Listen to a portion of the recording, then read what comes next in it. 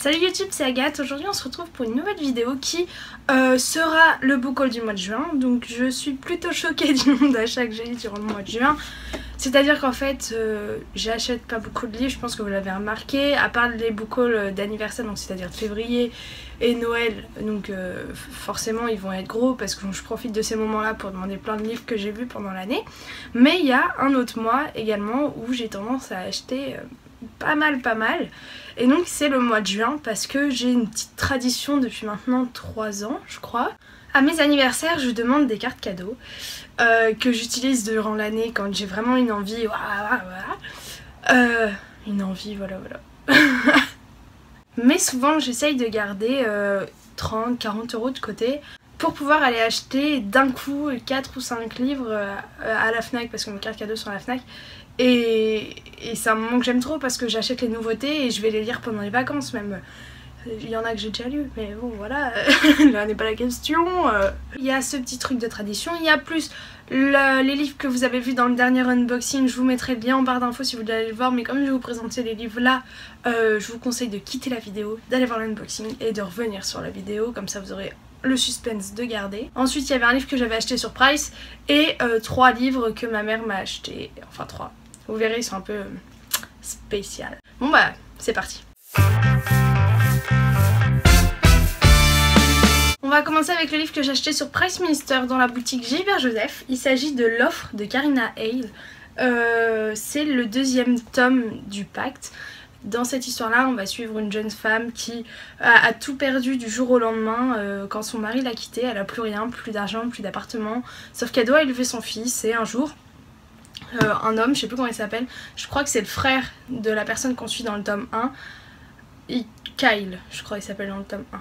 Je suis pas sûre. Il va lui proposer de la loger gratuitement. Enfin, je dis ça gratuitement, sauf que Nicolas, donc la fille, vous voyez, je vous avais dit que je trouvais ça un petit peu bizarre, mais ça m'a fait penser, vous savez, celle qui a écrit Everything, c'est Nicolas Yoon, donc c'est aussi une fille, donc en fait c'est des prénoms mixtes aux États-Unis, je crois. Et en fait elle va découvrir que rien n'est gratuit dans la vie et que elle va bien lui devoir autre chose à ce jeune homme. Ensuite je vais continuer avec les livres de l'unboxing, donc le premier que j'ai, enfin c'est le dernier que j'ai reçu, mais oh, mon dieu qu'est-ce qu'il est beau, regardez-moi ça, hop, là ça brille un petit peu, la tranche aussi, le dos pardon, est aussi magnifique. Les pages sont, enfin voilà, c'est un hardback mais sans jaquette par dessus et je trouve ça pas si mal. Et dans cette histoire là on a 12 auteurs et il y a 12 romances qui ne sont pas toutes contemporaines parce que j'ai lu la première, enfin la moitié de la première et c'est très bizarre. Voilà, je vous en dirai plus mais franchement pas mal. Après c'est une petite bricasse, du coup je vais lire petite histoire une par une. Mais bon, vous l'avez lu dans ma palle, donc il faut qu'il soit lu avant fin septembre. On continue avec les livres VO, avec la commande que j'ai fait sur Book Depository, Until Friday Night de Abby Glines, que j'ai lu, que j'ai adoré, que vous verrez dans le prochain update lecture, ou peut-être celui d'après. En tout cas, il y a 2 updates lecture qui vont presque s'enchaîner, parce que en ce moment j'ai envie de faire des vidéos plus courtes pour que ce soit plus sympa à voir pour vous, pour que moi je galère pas à les mettre en ligne parce que là la palle elle s'est mise en ligne que ce matin. Hier j'ai essayé de la mettre 5 fois en ligne, 5 fois j'ai enlevé ce fichier, je l'ai remis, enfin bref, gros bordel. Du coup je me dis que c'est le meilleur moyen pour que ce soit plus simple, puis aussi pour vous les vidéos courtes parfois on préfère également. Dans ce livre là on suit, je ne sais plus comment elle s'appelle, mais si vous voulez le lire en français, il a été traduit chez Hugo Roman. Non, pas Hugo Roman. Je sais pas, ça s'appelle Dans un silence ou Dans ton silence. Et j'ai vu qu'en français il avait pas des avis tip top, alors que moi en anglais j'ai adoré. Je révisais mon bac à ce moment-là, du coup il me rappelle des souvenirs pas très agréables. Et c'était vraiment un page turner, c'est-à-dire que je pouvais pas arrêter de le lire. Et en fait je me disais, bon tu révises tel chapitre, ensuite tu peux lire un chapitre du livre, mais après tu retournes réviser tel chapitre et hop, et à la fin en fait je voyais que j'avançais plus dans le livre que dans mes révisions. Du coup on a changé un petit peu l'organisation. Peut-être que s'il est moins bien accueilli par la critique en France, c'est peut-être une histoire de traduction, je sais pas. Après moi je pense que en anglais je comprenais pas tout, même si j'ai réussi à situer le contexte en général, et peut-être qu'il y a certains trucs, la manière dont c'est tourné en français dans la traduction, et ben je l'aurais compris différemment et j'aurais peut-être pas aimé autant ce livre, enfin je sais pas.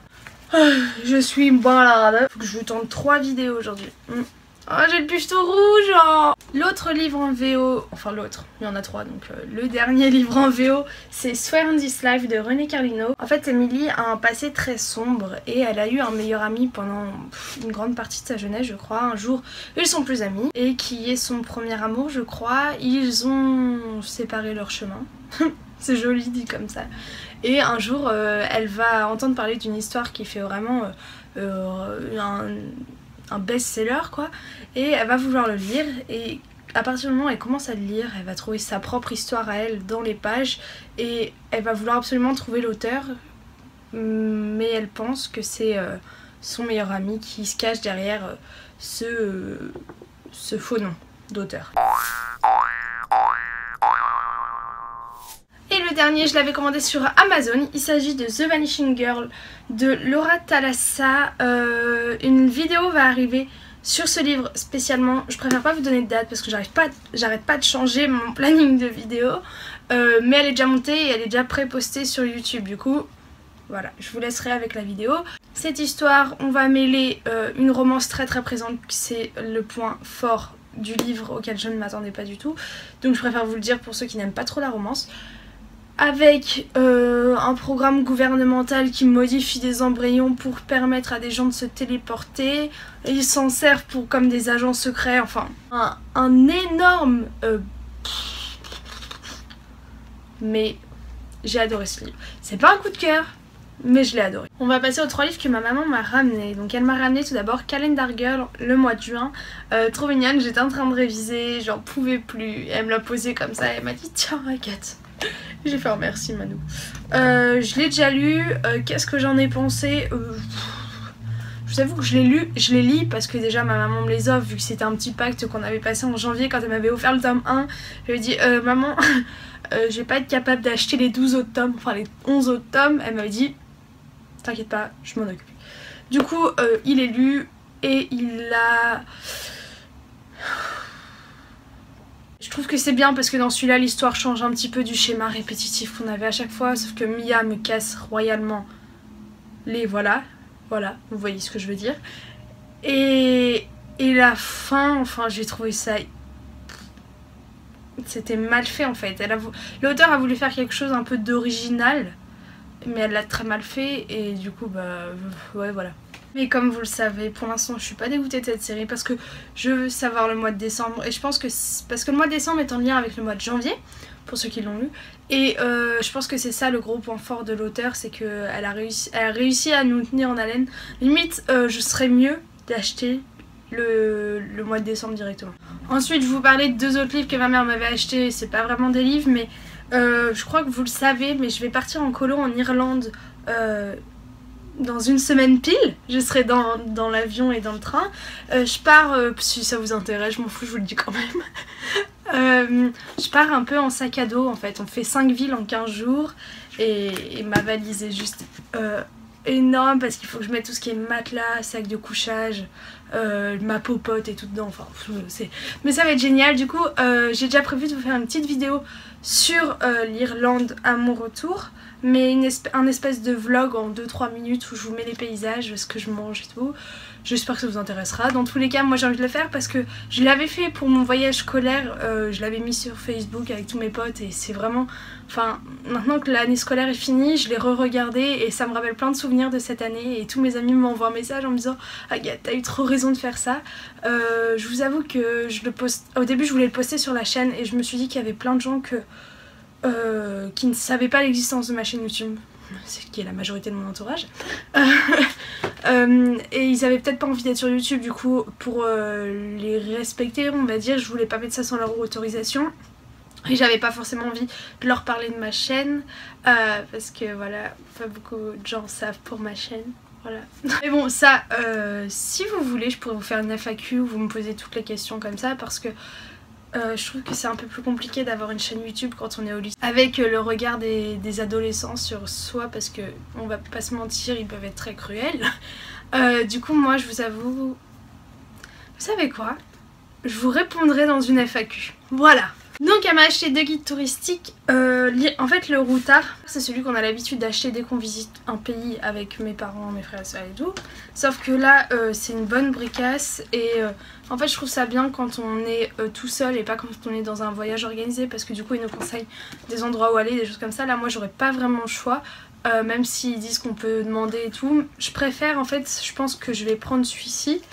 C'est le petit futé mais il est tout petit, du coup vraiment je pourrais le mettre dans ma poche de kawaii parce qu'en Irlande il pleut. Très très bien fait, il y a des cartes, c'est vraiment résumé comme ça. Il y a aussi sur l'Irlande du Nord, mais je vais pas faire l'Irlande du Nord. Il y a des photos aussi parce que moi j'aime bien les images. Enfin bref, je pense que je vais prendre celui-ci qui sera dans ma poche de kawaii et que je vais l'emmener partout, qui va revenir complètement plié, mouillé, tout ce que vous voulez, mais que je m'en serai servi. Parce que l'autre en fait il y a trop d'informations et voilà, je sais pas comment m'en servir. Et là du Connemara. Et ce book haul est bientôt fini, il me reste 4 livres à vous présenter, les 4 livres que j'ai craqué, complètement craqué. Donc comme je vous disais au début de la vidéo, durant le mois de juin, j'ai l'habitude d'aller à la FNAC et de m'acheter 2 ou 3 livres selon ce que j'ai sur ma carte cadeau. Et là je suis complètement craquée, j'en ai acheté 4. Mais il faut savoir qu'il y en a déjà un qui est lu. Et je les ai achetés jeudi dernier, donc c'était il y a 3 jours. Tout d'abord j'ai acheté un poche parce que les poches ça coûte pas cher et que celui-ci je voulais le lire depuis très longtemps. Donc c'est Ugly Love de Colleen Hoover. Oui je sais, je ne l'ai pas lu et je ne l'ai pas lu le résumé, du coup je ne suis incapable de vous dire de quoi ça parle, mais je crois que c'est un des mieux notés de Colleen Hoover. Ensuite j'ai acheté une romance Hugo Roman parce que voilà, j'aime trop les romances Hugo Roman. Et donc celle-ci c'est La Promesse de Mia Sheridan.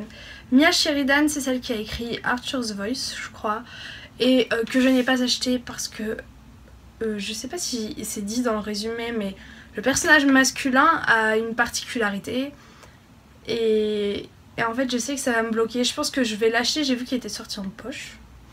Je crois. Je l'achèterai en poche parce que ça coûte beaucoup moins cher, mais là j'avais envie de découvrir l'auteur avec celui-ci qui a l'air génial. Donc Grayson a promis à son père qu'il mettrait tout en œuvre pour sauver le vignoble qu'il a à Napa Valley, je crois.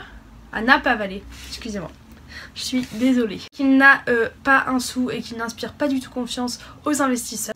C'est pour ça qu'il va accepter la proposition de Kira qui lui propose de se marier avec elle alors qu'ils ne se connaissent pas du tout, parce que Kira a envie de toucher l'héritage de sa grand-mère et que c'est la seule condition pour qu'elle le touche. Et je vais vous lire la fin du résumé qui m'a vraiment fait craquer. Parce que c'est ce que j'aime dans les romances, c'est quand... enfin ouais, je vous lis. Kira est jolie, fantasque, généreuse, pas vraiment l'héritière futile qu'il croyait. C'est une vraie petite sorcière qui le rend fou et l'envoûte. Elle pourrait bien séduire celui qu'elle surnomme le dragon. Voilà. Parce qu'en fait, lui, il va accepter cette promesse, je pense, enfin ce pacte, parce qu'il a envie d'avoir de l'argent. Et je pense que Kira lui passera une part de l'héritage de sa grand-mère. Avant-dernier livre de ce book haul, il s'agit de À huis clos de Jennifer Larmentrout que j'ai lu en moins de 24 heures. Bon, j'avoue, j'ai pas beaucoup dormi. Hein. Je me suis couchée à 4 h du matin avec ce livre et je me suis obligée à le fermer parce que je me disais Agathe, essaye d'avoir au moins 4 heures de sommeil, voilà. J'ai juste adoré ce bouquin. Je pense que si je l'ai autant aimé, c'est parce que j'ai lu d'une traite et que si on lit un chapitre par soir, ça peut vite devenir barbant parce que c'est un huis clos et moi j'aime pas les huis clos. En gros, Sidney et Kyler sont meilleurs amis depuis qu'ils sont tout petits et ils sont inséparables. Kyler enchaîne les gonzesses et Sidney est amoureuse de Kyler. Rien de bien original jusqu'à ce que Kyler leur propose à toute leur bande d'amis de partir à la neige comme ils font chaque année. Sidney et Kyler partent un petit peu avant, sauf que grosse tempête de neige, ils sont bloqués au chalet et les autres ne peuvent pas monter la montagne. Et le fait qu'ils soient que tous les deux bloqués 3-4 jours, ça va les rendre... ça va un peu les forcer à se dire leurs sentiments et c'était très mignon. Je vous en parlerai plus dans un update lecture. Après, il y a une espèce de part un peu de thriller que Jennifer Larmentrout essaye de mettre, mais franchement, fait pas vraiment frissonner. On dirait que ça sert juste à mettre un peu le retournement final, mais... bof bof. Mais sinon, ce livre était très addictif. Le dernier livre que j'ai acheté et qui est ma lecture en cours alors que normalement je suis censée lire une lecture commune avec Céliane. Je suis désolée Céliane mais ce livre je peux pas le lâcher parce qu'en fait à un moment avec Céliane on s'est un petit peu micmaqué, c'est-à-dire qu'elle a avancé plus pendant que moi je l'attendais et voilà on s'est mal compris et du coup en attendant j'ai commencé une lecture qui n'est pas celle-ci, sauf qu'hier soir en attendant que mes vidéos chargent comme je vous ai expliqué tout à l'heure, j'ai feuilleté Follow Me de Evie Jagger. Qui est un auteur tiré de Wattpad et en fait j'ai feuilleté, je vous ai dit.